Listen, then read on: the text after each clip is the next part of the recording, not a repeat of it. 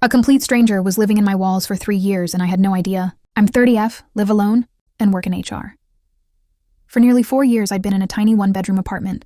Last year, the building was sold, so I had to move, right when my dad was seriously ill. I barely had time to think. I found a new place fast, even though it was in a rough part of town. I told myself it was temporary, and my dad needed me more than I needed comfort.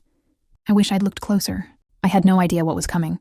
At first, the only issue was the thin walls. You could hear everything in the building, but after a few weeks, the sounds changed. They didn't come from beside me, they came from inside the walls. I blamed stress, grief, exhaustion, anything but the truth. Then little things began to go missing. Food, bottled water, even my shampoo didn't seem to last as long. I kept gaslighting myself, telling myself I was forgetful, overwhelmed, distracted. But the moment I came home and found my phone charger, unplugged and neatly placed on the counter, something I never do, I felt something cold settle in my stomach. That night I ordered a small security camera and hid it between books, facing the living room and kitchen. I felt paranoid, but oddly relieved to finally have something watching the apartment when I wasn't home. 3 days later, at work, I checked the footage. I will never forget what I saw. At first, there was just a flicker of movement behind my couch. I thought it was a glitch. But then a wall panel shifted, slowly, deliberately.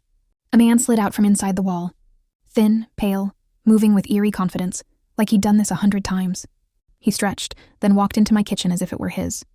He drank from my carton, used my dishes, avoided the camera with practiced ease, like he knew exactly where it was. My vision blurred. I felt my face drain of color, my hands shaking so hard I almost dropped my phone, and then he stopped. He turned toward the camera, tilted his head, and smiled. A small, cold, knowing smile. I called the police, barely able to speak.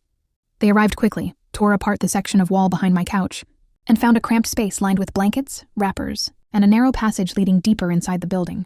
He was gone. No fingerprints, no trace, just the impression of someone who had been living in my walls for years. I moved out within the week.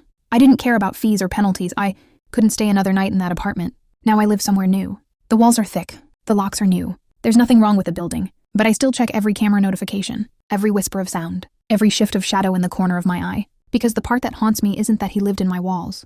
It's the way he looked directly into the camera, into me, as if he'd known I was watching, as if he'd been watching me for a very, very long time.